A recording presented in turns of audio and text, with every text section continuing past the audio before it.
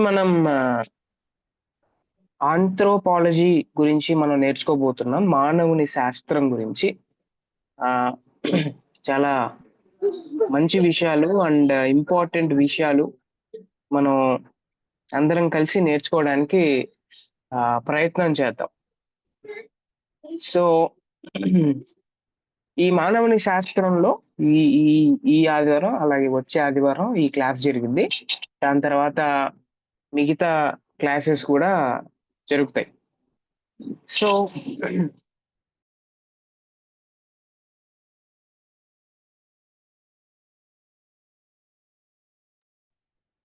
So ఆహ్, ఈ మానవ శాస్త్రం గురించి మనం నేర్చుకునేటప్పుడు పరిచయంగా కొన్ని విషయాలు మనం ఆలోచన చేయాలి. సో, అదేంటి అని మనం ఒకవేళ ఆలోచన చేస్తే మానవ శాస్త్రంలో దేని గురించి మనం అధ్యయనం చేస్తాము అనంటే మానవ శాస్త్రంలో మన గురించి మనం అధ్యయనం చేస్తాం. మన గురించి. సో, ఈ శాస్త్రం ఎవరి గురించి అంటే మన గురించి. సో, ఇంతకంటే వ్యక్తిగతమైనది గాని, లేకపోతే ఆచరణాత్మకమైనది గాని ఇంకొకటుండదు అనేది మనం ఆలోచన జేసుకోవాలి. అయితే చాలా మందికి ఈ ప్రశ్నలుంటాయి. ఏంటి అనంటే, ఏదో ఒక సందర్భంలో మనం అందరం కలిసి ఇలాగ ఆలోచన చేస్తాం. ఎందుకు అనంటే మీకు వచ్చిన సిట్యుయేషన్స్‌ని బట్టి, లేకపోతే మనం ఎదుర్కొంటున్న సమస్యలను బట్టి కొన్ని ప్రశ్నలు మనం వేసుకుంటాం. ఏంటి అనంటే, నేనెవరిని? అసలు నేనెవరిని? నేనెందుకు భూమిపై ఉన్నా? నేనెందుకు ఆలోచించి అనుభూతి కలిగుండగలుగుచున్నాను? జీవితంలో అసలు నా నా నా నా ఉద్దేశ్యం ఏంటి? నేనెక్కడికి ప్రయాణం చేస్తా ఉన్నా? ఇలాంటి ఎన్నో అంతిమ ప్రశ్నలకు మనకు ఆన్సర్స్ దొరికేవి ఎక్కడ అని ఆలోచన చేస్తే, మానవ శాస్త్రంలో వి గెట్ ద ఆన్సర్స్. మనకు ఆన్సర్‌లు దొరుకుతాయి ఒకవేళ మనసుతో మనం ఆలోచన చేసినట్టయితే. రెండోది మనం ఆలోచన చేస్తే మానవుడు వారంలో యేసు అంటే దేవుడు సృష్టిని మనందరికి తెలుసు 6 రోజులు చేశాడు. చివరి రోజు సృష్టి వారంలో చివరి దినాన 6వ దినంలో సృష్టింపబడ్డాడు. చివరి దినంలో సృష్టించబడ్డాడు. గనుక మానవుడు సృష్టికే మకుటము వంటి వాడు మరియు ప్రత్యేక సృష్టి. తనకంటే తక్కువ సృష్టికి ఆయనే రాజు. దానిని కొనుచున్నాడు అనేది మనం అర్థం చేసుకోవాలి. Who is human? మానవుడు ఎవరు అనంటే సృష్టికి మకుటం. సృష్టికి క్రౌన్ లాంటి వాడు, కిరీటం లాంటి వాడు అనేది మనం అర్థం చేసుకోవాలి. ఈ పరిచయంలో మూడవ ఇంపార్టెంట్ నోటీస్ ఏంటి అనంటే మానవ శాస్త్రంలో దేవునితో మానవునికి ఎలాంటి సంబంధాలు ఉన్నదో, సంబంధాలు ఎలా ఉన్నాయో మనకు తెలుస్తుంది. దేవుడితో మన సంబంధాలు ఎలా ఉండేవి అనేది తెలుస్తుంది. తర్వాత మానవుడు దేవుని స్వరూపమందు సృష్టించబడ్డాడు. తాను ఎలా పని చేయాలి, దేవునితో ఎలా సంబంధం కలిగి ఉండాలనేది ఈ మానవ శాస్త్రంలో మనం నేర్చుకుంటాం. ఇంకొకటి కూడా మనం నేర్చుకుంటాం. అదేంటి అనంటే దేవుడు మన గురించి ఏమనుకుంటున్నాడు? మరియు మన నుంచి ఏం కోరుకుంటున్నాడు అనేది ఈ శాస్త్రంలో నేర్చుకుంటాం. మన గురించి ఏమనుకుంటున్నాడు? తర్వాత మన నుంచి ఏం కోరుకుంటున్నాడు అనేది మనం నేర్చుకుంటాం. బైబిలు పరమైన మానవ శాస్త్రంలో ఆహ్, తర్వాత గర్భ విచ్ఛిన్నము, సానుభూతి మరణం, స్వలింగ సంపర్కము, లింగ మార్పిడి, పర్యావరణ పరీక్షణ మొదలగు ఖచ్చిత విషయాలు నేర్చుకుంటాం ఈ మానవ శాస్త్రంలో. మనందరికి తెలుసు చాలా మందికి ప్రశ్నలుంటాయి. అదేంటి ఎల్‌జీబీటీక్యూ గురించి ఏంటి? బైబిల్ ఏం చెప్తుంది? తర్వాత ఆహ్, లింగ మార్పిడి గురించి బైబిల్ ఏం చెప్తుంది? ఇట్లాంటి విషయాలు చాలా మందికి ప్రశ్నలుంటాయి. అయితే దాని గురించి బైబిల్ ఏం చెప్తున్నది ఈ మానవ శాస్త్రం మనం నేర్చుకుంటాం. ఓకే. తర్వాత ఆ ఆ ఐదవదిగా ఇక్కడ మనం ఏం నేర్చుకుంటాం అంటే బైబిల్లో మానవ దృక్పథం అబద్ధ తత్వ జ్ఞానాన్ని తప్పని నిరూపిస్తుంది. Okay, Bible view of man refutes what means false philosophies ని అది వ్యతిరేకిస్తుంది. తర్వాత లౌకిక అంటే సెక్యులర్ న్యాచురలిజం, లౌకిక సహజ తత్వం అనేది ఒకటి ఉంది. సెక్యులర్ న్యాచురలిజం అంటారు దాన్ని. దాన్ని నమ్మేవారు మానవుడు ఉద్దేశలేమితో అకస్మాకంగా తక్కువ జీవిత రూపాలలో నుండి ప్రస్తుత స్థితికి పరిమాణం చెందాడని అంటారు. వాళ్ళు ఏమంటారంటే మానవుడు ఇదిగో ఆ తక్కువ జీవిత రూపాలలో నుండి, ఓకే, తక్కువ జీవిత రూపాల్లో నుండి ఇప్పుడున్న ప్రస్తుత స్థితికి డెవలప్ అవుతూ వచ్చాడు అని వాళ్ళు అంటారు సెక్యులర్ న్యాచురలిజం వాళ్ళు. మానవుడు కేవలం ఉన్నత జంతువు అని అంటారు వాళ్ళు. ఇంకోటి ఏమంటారంటే అందుకే మనం ఎప్పుడైనా ఒక వర్డ్ వింటుంటాం, human is a social animal అని అంటా ఉంటారు కదా. అది ఎక్కడి నుంచి వచ్చిందంటే ఇక్కడ నుంచే వచ్చింది, సెక్యులర్ న్యాచురలిజం నుంచి వచ్చిందన్నమాట. మానవుడు కేవలం ఉన్నత జంతువు అన్నమాట, జంతువు అని వాళ్ళు అంటారన్న. సో ఇంకొకటి కూడా ఉంది, అదేంటి అని అంటే కమ్యూనిజంలో మానవుడు కేవలం ఒక ఆర్థిక జీవి అని అంటారు వాళ్ళు. ఆయన భౌతిక అవసరతలే ఆయనను నడిపిస్తాయి. పక్కన సరౌండింగ్స్ లో ఏం జరుగుతా ఉన్నాయి సిచ్యుయేషన్స్, ఆ పరిస్థితులే ఆ మానవుల్ని నడిపిస్తాయి అని అంటారు వాళ్ళు. ఇంకోటి సిగ్మండ్ ఫ్రాయిడ్ అనే ఒక వ్యక్తి ఉన్నాడు, philosopher Sigmund Freud. So Sigmund Freud అనే మనోవైజ్ఞానిక విశ్లేషణ పితామహుడు, the father of mind science అనమాట. Okay, the father of mind science. So ఆయన ఏమంటాడు అని అంటే సిగ్మండ్ ఫ్రాయిడ్ మానవుడు లైంగిక స్ఫూర్తితో ప్రవర్తించే లైంగిక జీవి అని అన్నాడు ఆయన, సిగ్మండ్ ఫ్రాయిడ్.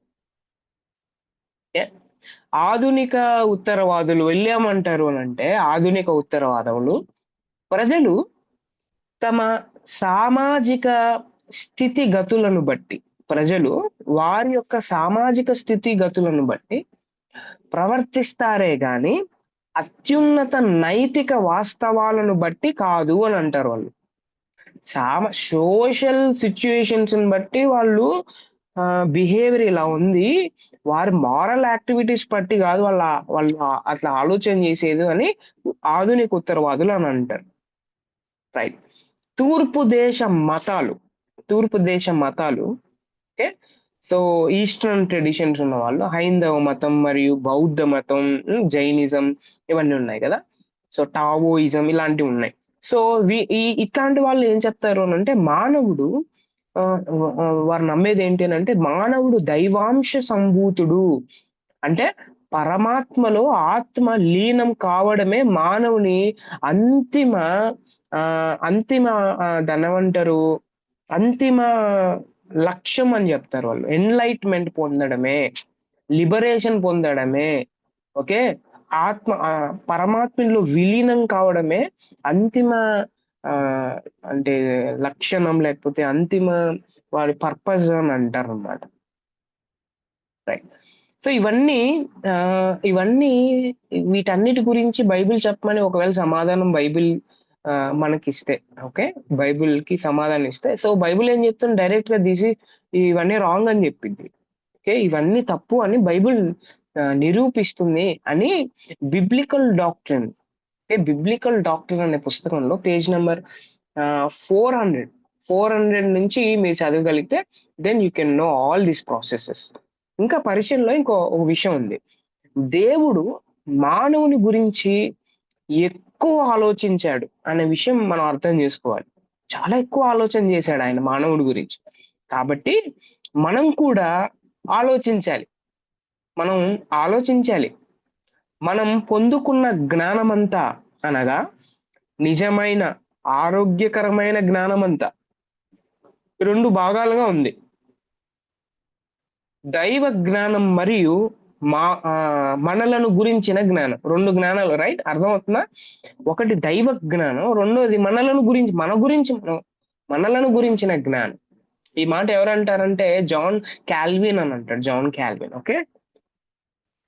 దేవుని గురించిన జ్ఞానం మరియు మానవుని గురించిన జ్ఞానం చేతిలో చెయ్యి వేసి పోయినట్లుగా అట్లా అనిపిస్తాయి అన్నమాట. ఓకే. సో ఇంకొక విషయం ఏంటి అని అంటే, లేఖనాల్లో మీరు ఆలోచన చేసినట్టయితే దేవుడు మానవుని గురించి చాలా వ్రాయించాడు. ప్రతి లేఖనం మనకు చాలా యూస్ఫుల్, చాలా ప్రయోజనకరమైనది అని 2 తిమోతి 3వ అధ్యాయం 16వ వచనం నుంచి 17వ వచనం వరకు మన అందరికీ అర్థమవుతుంది. చాలా వ్రాయించాడు. ప్రతి లేఖనం ఏంటి అనంటే మనకు ప్రయోజనకరమైంది. యూజ్‌లెస్ గా బైబిల్‌లో ఉన్న వాక్యం రాయించలేదు. ప్రతి లేఖనం ప్రయోజనకరమైంది. కాబట్టి మనం మనం మనం వాక్యాన్ని ఏం చేయాలంటే పఠించాలి.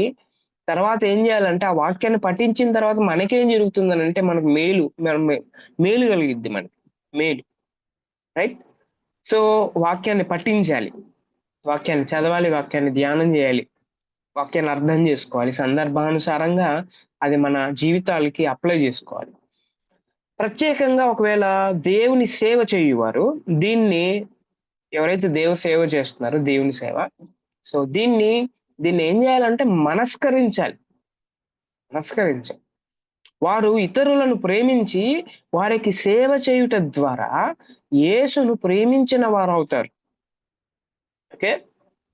కాబట్టి ఆ పనిని దేవుడు మెచ్చుకునే రీతిలో చెయ్యాలంటే ఒకవేళ ఈ అంశముల గురించి మనం ఖచ్చితంగా ధ్యానం చేయాలి. మన గురించి మనం ధ్యానం చేయాలి. ఈ రోజుల్లో మనం ఆలోచన చేస్తే ఏ వ్యక్తి కూడా ఇంకొక వ్యక్తిని గౌరవించే పరిస్థితుల్లో లేడు. ఎందుకు అనంటే సేమ్ క్యాస్ట్ అయితేనే గౌరవం ఇస్తారు. లేకపోతే కలర్‌ని బట్టి, లేకపోతే హైట్‌ని బట్టి, చదువును బట్టి, ఆస్తిని బట్టి, అంతస్తును బట్టి, పేరు ప్రఖ్యాతిని బట్టి, వీటిని బట్టే మనుషులకి గౌరవం ఇస్తున్నారన్నమాట. ఏ మనిషి ఇంకొక వ్యక్తి గురించి ఆలోచన చేసి వాళ్ళని అర్థం చేసుకోవాలి అనేది మోరల్ వాల్యూస్ అనేవి ఈ రోజుల్లో ఉన్న వ్యక్తుల్లో చచ్చిపోయాయి. మోరల్ వాల్యూస్ అనేవి లేకోకుండా మనిషి ప్రవర్తిస్తున్నాడు. మరి ఏంటి? మళ్ళీ ఎలాగా దీన్ని అధిగమించాలి అని ఆలోచన చేస్తే, ఒకవేళ మన ఇంట్లో వాళ్ళని మనం అర్థం చేసుకోవాలి అనంటే, మన సంఘంలో ఉన్న మనుషుల్ని మనం అర్థం చేసుకోవాలంటే, విశ్వాసుల్ని, లేకపోతే మన తోటి ఇరుగు పొరుగు వారిని, నైబర్స్‌ని అర్థం చేసుకోవాలంటే, లేకపోతే నా గురించి నేను అర్థం చేసుకోవాలంటే, ఈ శాస్త్రం అనేది చాలా ఇంపార్టెంట్. క్రీస్తు శిష్యులముగా దేవునికి సంతోషం కలిగించే రీతిలో బ్రతకాలంటే, దేవుడు మనుష్యులుగా మన యొద్ద నుండి ఏం కోరుతున్నాడో తెలుసుకోవాలి. దేవుని సంతోషపరచాలంటే మనం ఏమర్థం దేవుడు మనుషుల నుండి ఏం కోరుతున్నాడు అనేది మనం తెలుసుకోవాలి. మనుషుల నుంచి ఒకవేళ ఆలోచన చేస్తే, నా నుండి ప్రత్యేకంగా పర్సనల్‌గా దేవుడు ఏం కోరుకుంటున్నాడు అనేది నేను ఆలోచన చేయగలిగితే, అప్పుడు దేవుడు నా వల్ల సంతోషపడతాడు అనేది మనం అర్థం చేసుకోవాలి. అయితే ఈ రోజుల్లో ఏం జరుగుతుంది? దేవుడు నన్ను ఎట్లా సంతోషపరచాలి? ప్రభువా నాకు అదివ్వు, ఇదివ్వు అని ఆలోచన చేసి మనం ఏం చేస్తున్నామనంటే, దేవుడే నన్ను సంతోషపరచాలంతే. ఒకవేళ సంతోషపరిస్తే స్తుతిస్తాను. సంతోషపరచకపోతే I will get for another part, లేకపోతే అనదర్ ఛాన్స్ అన్నట్టుగా ఈ రోజుల్లో మనుషులు అయిపోతున్నారు అనేది మనం అర్థం చేసుకోవాలి. ఓకే. సో ఈ శాస్త్రం అనేది దేని గురించి అనంటే, ఈ శాస్త్రం అనేది నా గురించే. ఈ శాస్త్రం అనేది మెయిన్ నా గురించే నేను ధ్యానం చేసుకుంటున్నాను అనేది మనం అర్థం చేసుకోవాలి. ఓకే. ఇంతవరకు నా వాయిస్ క్లారిటీగా ఉంది కదా అందరికి? స్క్రీన్ మీద నోట్స్ కనబడుతుందా? సార్ కనిపిస్తుంది sir. Yeah, thank you. So ఈ నోట్స్ ఆల్రెడీ నేను గ్రూప్ లో షేర్ చేశాను. సో మీరు జిరాక్స్ చేయించుకొని చదువుకోవచ్చు. సో దీని గురించి ఎక్స్ప్లెనేషన్ మనం క్లాస్లో చెప్పుకుందాం. రైట్ నా ఫస్ట్ లెసన్ ఏంటి అంటే మానవుడు ఎవరు, మానవుడు సృష్టించబడినవాడు అనేది మనం ఫస్ట్ అర్థం చేసుకోవాలి. మానవుణ్ణి సృష్టించాడు దేవుడు. మానవుడు తనంతకు తానే రాలేదు. మానవుణ్ణి ఎవరో సృష్టించారు. ఆ వ్యక్తి ఎవరంటే దేవుడు అనేది ఫస్ట్ లెసన్. సో రైట్, మన ఆల్రెడీ చదువుకున్నాం. అదేంటి అని అంటే థియాలజీ ప్రాపర్ అండ్ క్రిస్టాలజీలో, అలాగే న్యూమెటాలజీలో, ఈ 3 క్లాసెస్లో దేవుడు ఎవరు అని అంటే దేవుడు వ్యక్తి అనేది మనం నేర్చుకున్నాం. ఆ వ్యక్తి అయిన దేవుడు మానవుణ్ణి ఆ మాన్యతతోను దేవుని సేవించే ఉద్దేశముతో నేరుగా సృష్టించాడు. ఓకే, కాబట్టి ఇప్పుడు మనం ఏం చేయాలి, మనం ఏం తెలుసుకోవాలంటే ముందుగా మనం ఎవరమో మనం తెలుసుకోవాలి. హూ వి ఆర్, అసలు ఎవరు మనము అనేది మనం తెలుసుకోవాలి. అందుకే ఆరాధనలో చాలా ఇంపార్టెంట్ పాయింట్ ఒకటి ఉంది. అదేంటి అని అంటే ఆరాధన అంటే ఏంటి అని అంటే దేవుడెవరో తెలుసుకోవడం, అలాగే నేనెవరో తెలుసుకోవడం ఆరాధన.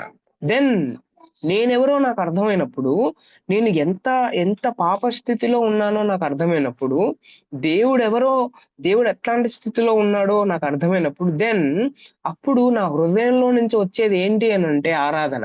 నా హృదయంలో నుంచి వచ్చేది ఏంటి అని అంటే పాట. నా హృదయంలో నుంచి వచ్చేది ఏంటి అని అంటే కృతజ్ఞతాస్తుతులు వస్తాయి. దేవుడు నా కోసం ఎంత త్యాగం చేశాడో అనేది నాకు అర్థమైనప్పుడు. సో రైట్, అందుకే మనం తెలుసుకోవాలి. We have to take time to know about our selfs. మన గురించి మనం తెలుసుకునే ఆ రీతిలో మనం టైం తీసుకోవాలి. మన గురించే మనకు తెలియనప్పుడు మనం ఇతరులని ఎలా అర్థం చేసుకుంటాం? నా గురించే నాకు సరిగ్గా తెలియనప్పుడు నేను ప్రభువుని ఎట్లా ఆరాధన చేస్తాను? ఈ రోజుల్లో అన్ని కాన్ఫ్లిక్ట్స్ కి, అన్ని జరుగుతున్న విషయాలకి సో కారణం ఏంటి అనంటే మనకు ఎవరి గురించి సరిగ్గా తెలీదు. నా గురించి తెలీదు, పక్కన వారి గురించి తెలీదు, దేవుడి గురించి కూడా తెలీదు. అన్ని సగం కూడా కాదు, పాయింట్ లో కూడా తెలియని విధంగా మనం మనం ఇతరుల్ని జడ్జి చేయడానికి ప్రయత్నం చేస్తూ ఉంటాం. సో అందుకే మన గురించి మనం తెలుసుకోవాలి. సో ఫస్ట్ ఏంటి అని అంటే మానవుడు ఎలా సృష్టించబడ్డాడు అనే క్వశ్చన్ అడిగితే దానికి ఒక కాన్సెప్ట్ ఉంది. అదేంటనంటే కొంతమంది ఉన్నారు, వాళ్ళు ఏం చెప్తారు అని అంటే సడన్ క్రియేషనిజం ఉంది అని చెప్తారు. అంటే ఆకస్మికంగా మానవుడు సృష్టింపబడ్డాడు అని చెప్తాడు అనమాట. సడన్ క్రియేషనిజం అని అంటారు. సో వాళ్ళు ఏం చెప్తారు అని అంటే ఈ ఈ ఈ విశ్వము కోట్ల సంవత్సరాలుగా పరిమాణము చెందుతూ రాలేదని, ఓకే, దానిని దేవుడు ఆకస్మికంగా 6 24 గంటల దినాలు అంటే 24/6 వ్యవధిలో సృష్టించాడని, మరియు ఈ విశ్వము పురాతనమైనది కాదని, భూమి కొన్ని వేల సంవత్సరాల కిందటే సృష్టించాడని బైబిల్ చెప్తుంది, మన అందరికి తెలుసు. Okay right. సో బైబిల్ని సామాన్య రీతిలో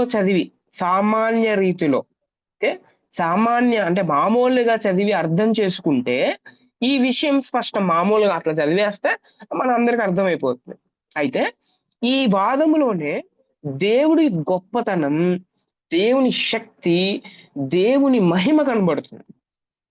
ఓకే, ఈ వాదంలో సడన్ క్రియేషనిజంలో నెహెమ్యా 9:6 మీరు చదివిన, యెషయా 44 అధ్యాయం చదివిన, ఇర్మియా 32 అధ్యాయం 17 వచనం చదివిన, అపోస్తుల కార్యం 14 అధ్యాయం చదివిన, హెబ్రీలకు రాసిన పత్రిక 1 అధ్యాయం చదివిన, ప్రకటన గ్రంథం 4 అధ్యాయం మీరు చదివిన, ఆయన శక్తి అంటే ఏంటో, ఆయన మహిమ అంటే ఏంటో, ఆయన గొప్పతనం ఏంటో మనందరికి అర్థమవుతుంది. మీరు నిర్గమాకాండం 20వ అధ్యాయం 8వ వచనం నుంచి 11వ వచనం వరకు చదివితే అక్కడ చాలా స్పష్టంగా దేవుడు మనందరి కోసం రాయించాడు. ఏంటి అనంటే, దేవుడు 6 దినాలు సృష్టించాడు. 7వ దినాన విశ్రమించాడు. అదే రీతిలో మనిషి 6 దినాలు పని చేయాలి. 7వ దినాన విశ్రమించాలి. దేవుడు పనిచేసిన 6 దినాలను మానవుడు పని చేయవలసిన 6 దినాలతో పోల్చితే అవి 24 అవర్స్. 24 అవర్స్. ఓకే. అంటే 6 గంటల దినాలే అని అర్థమవుతుంది. లేకపోతే పోలికకు అర్థమే ఉండదన్నమాట. పోలికకు అసలు కంపారిజన్‌కి అర్థమే ఉండదు. రైట్? రెండోది రీజన్ ఏంటి అనంటే, దేవుడు తన మాట, ఆయన మాట, ఓకే, తన మాట మహత్తు చేత, ఓకే, ఆయన మాటలో ఉన్న పవర్ చేత విశ్వాన్ని ఉనికిలోకి తెచ్చాడు. మనందరికి తెలుసు. ఆయన నోటి మాట వల్ల విశ్వం కలిగింది. ఆయన నోటి మాటలో శక్తి ఉంది అనేది మనం అర్థం చేసుకోవాలి. హెబ్రీయులకు రాసిన పత్రిక 11వ అధ్యాయం, కీర్తనలు 33వ అధ్యాయం మీరు చదివితే, ఆయన ముందుగానే ఉన్న పదార్థమును వాడలేదు. ఆల్రెడీ ఒక పదార్థం ఉంది. దాన్ని తీసుకొని ఇవన్నీ అట్లా కాదు తయారు చేసి. నో. భౌతిక పదార్థమును ఆధ్యాత్మిక సృష్టి శూన్యములో నుండి పుట్టుకొనొచ్చింది. ఏమీ లేని దాంట్లో నుంచి ఎంప్టీనెస్ నుంచి దేవుడు ఫుల్ఫిల్మెంట్ ని తీసుకొనొచ్చాడు. అర్థమవుతుందా? ఏమీ లేని దాంట్లో నుంచి దేవుడు సృష్టిని తన నోటి మాట వల్ల కలుగజేశాడు. ఏమీ లేనప్పటి నుంచి, ఏమీ లేదు దాని నుంచి దేవుడు తీసుకొనొచ్చాడు అనేది మనం అర్థం చేసుకోవాలి. దీంట్లో మన అందరికి అర్థమయ్యేది ఏంటి అనంటే, ఆయన ఎంత పవర్‌ఫుల్లో, ఆయన ఆయ ఆయన ఆయన ఆయన ఆయన ఎవరికీ సాటి రాడు అనేది మనం అర్థం చేసుకోవాలి. ఓకే. మూడోది ఏంటి అనంటే, సృష్టి ఔన్నత్యము, సృష్టిని చూసినప్పుడు దైవ శక్తిని, మహిమను మరియు అధికారమును మనం మనం మనం అర్థం ప్రతిబింప చేస్తుందన్నమాట. సృష్టిని చూస్తే మనందరికి అర్థమయ్యేది ఏంటి అనంటే, దేవుడి శక్తి ఎట్లాంటిదో, దేవుడి మహిమ ఎట్లాంటిదో మనం మనం అర్థం చేసుకుంటాం. అలాగే దేవుడు మానవుని తన స్వరూపంలో, తన పోలిక చొప్పున చేశాడు. దీని గురించి మనం స్టడీ చేస్తాం. స్వరూపం అంటే ఏంటి? పోలిక అంటే ఏంటి? అనేది మనం స్టడీ చేస్తాం. సో, ఇది ఆకస్మిక దైవిక సృష్టివాదములో లోనే సాధ్యమవుతుందన్నమాట ఇది. ఆదికాండం 1వ అధ్యాయం, తర్వాత 5వ అధ్యాయం మనం చదివితే, యేసుక్రీస్తు జీవితాన్ని మనం ఒకసారి పరిశీలిస్తే ఆకస్మిక సృష్టివాదాన్ని నమ్మవలసి వస్తుందనేది మనం అర్థం చేసుకోవాలి.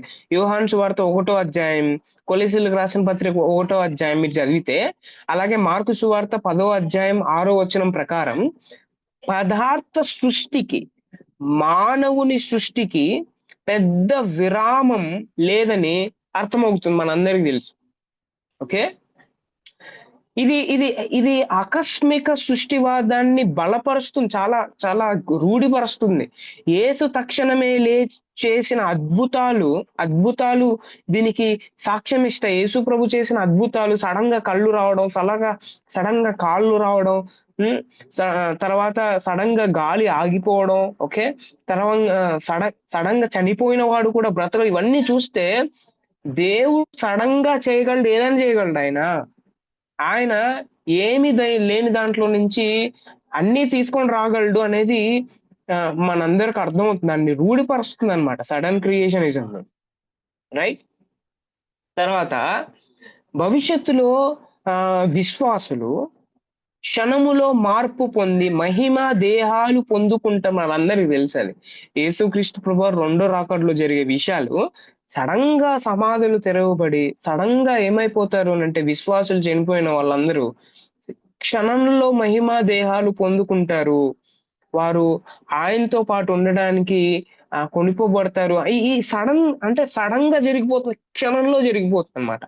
సో ఇవి కూడా మనం ఒకసారి ఆలోచన చేస్తే, మన సృష్టి ఎందుకు సడన్ గా వచ్చిండదు, ఆయన మాట మాట్లాడితే ఎందుకు సడన్ గా ఇది వచ్చిండదు అనేది మనం ఆలోచన చేస్తే, ఎస్, గాడ్, దేవుడి నోటి మాట వల్ల ఇవన్నీ వచ్చాయి అనేది మనం భూమి యొక్క మట్టి నుండి వారు క్షణములో పునఃసృష్టింపబడతారు రెండో రాకడలో. దాన్ని బట్టి సడన్ క్రియేషనిజం అనేది బైబిల్ రూఢిపరుస్తుంది, బలపరుస్తుంది.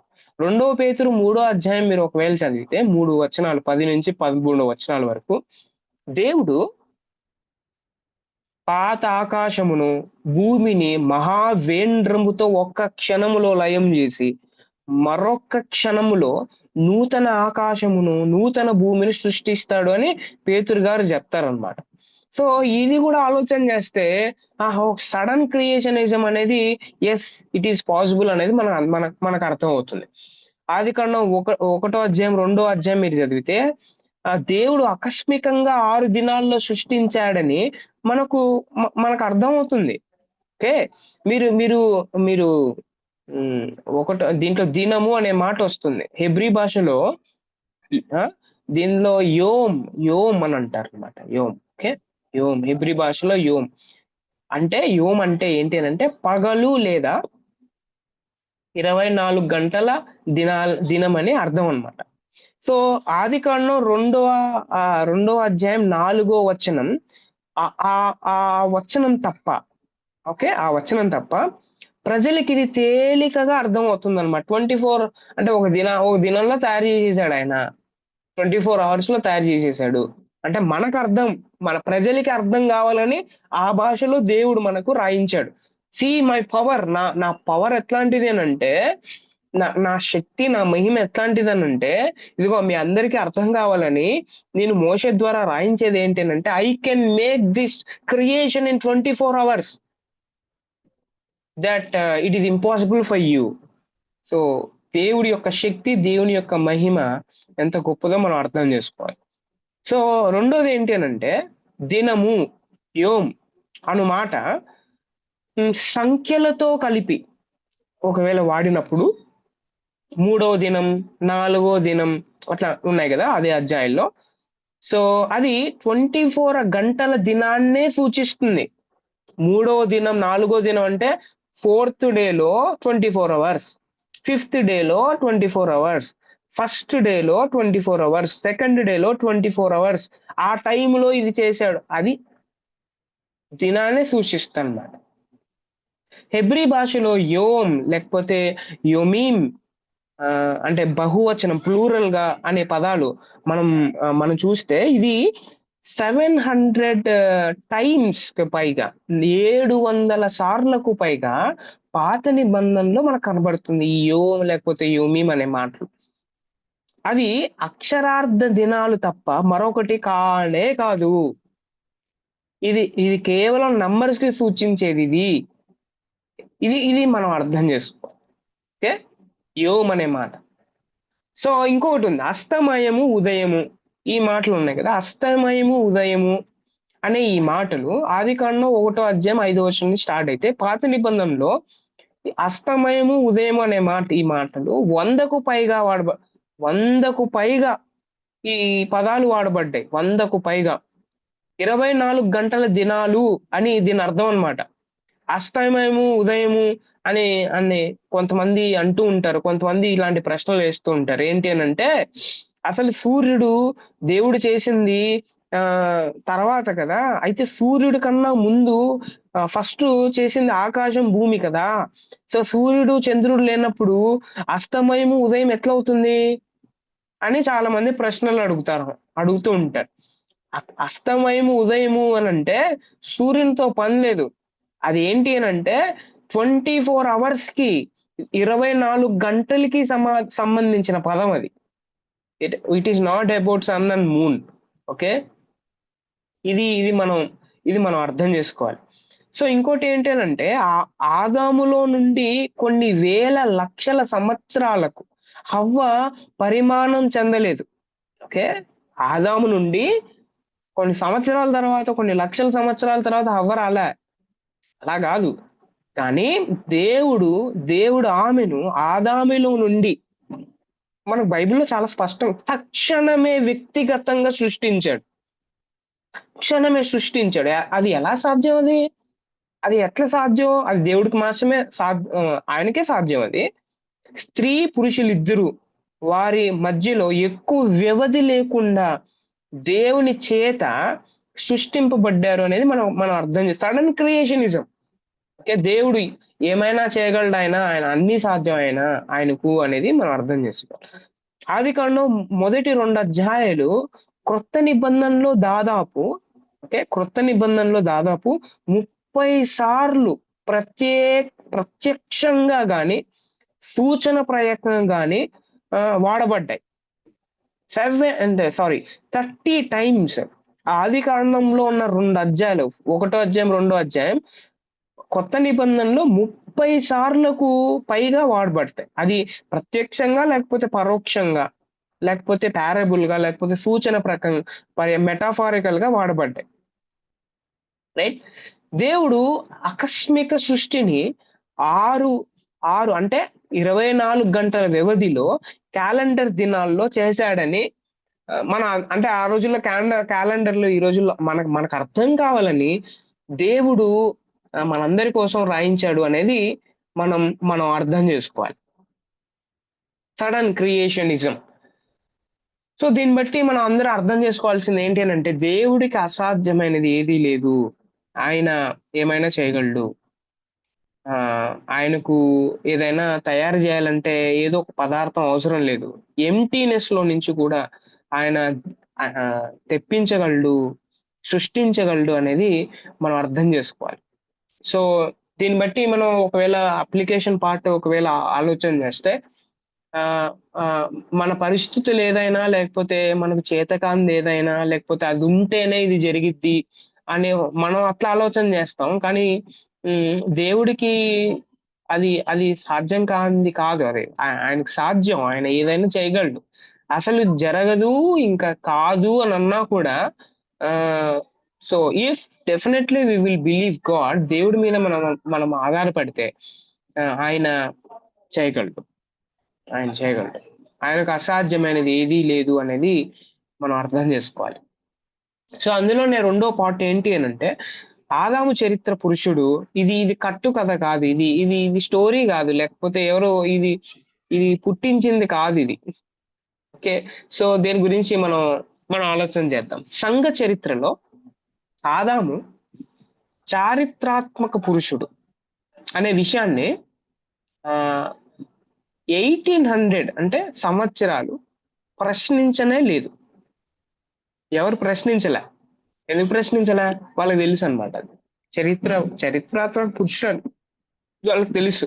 అయితే పరిమాణ సిద్ధాంతం, పరిమాణ సిద్ధాంతం పరిమాణ సిద్ధాంతం వచ్చినప్పుడు ఓకే. బిగ్ బ్యాంగ్ థియరీ, లేకపోతే the theory of evolution by Charles Darwin. So ఇట్లాంటివి వచ్చినప్పుడు ఆదాము చారిత్రాత్మక పురుషుడు కాదని అనేకులు వాదిస్తా ఉన్నారు.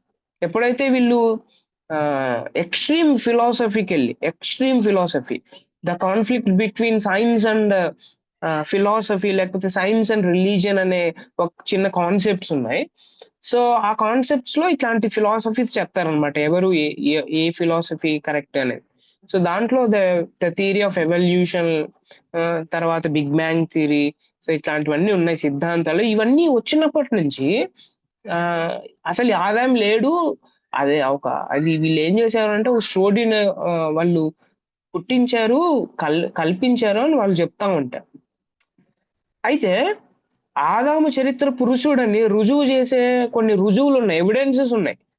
ఎవిడెన్సెస్ ఏంటి అనంటే చాలా ఉన్నాయి ఎవిడెన్సెస్. 10 ఎవిడెన్సెస్ ఉన్నాయి ఇక్కడ. సో దాన్ని బట్టి బైబిలు తప్పా లేకపోతే ఒప్పా, బైబిల్ నిజమా లేకపోతే అబద్ధం అనేది తేలిపోయిద్ది. సో ఫస్ట్ ఎవిడెన్స్ ఏంటి అనంటే, ఆదాము కయ్యూను, హేబేలు, షేతుల తండ్రి. ఆదికాండంలో 4 అధ్యాయం తర్వాత 5 అధ్యాయంలో మనందరికి అర్థమవుతుంది. The father of Cain, the father of Abel and Seth is Adam అనేది అర్థమవుతుంది. So this is the first evidence. రెండోది ఎవిడెన్స్ ఏంటి అనంటే, ఆదాము హవ్వల దాంపత్యము వలన కయ్యూను పుట్టాడు, హేబేలు పుట్టాడు, షేతు పుట్టాడు. ఒకవేళ కయ్యూను, హేబేలు, షేతు లేరంటే ఆదాము కూడా లేనట్టే. సో మూడో ఎవిడెన్స్ ఏంటి అనంటే ఆదాముకు 130 సంవత్సరాలు ఉన్నప్పుడు అతడు షేతుకు జన్మనిచ్చాడు. This is the evidence.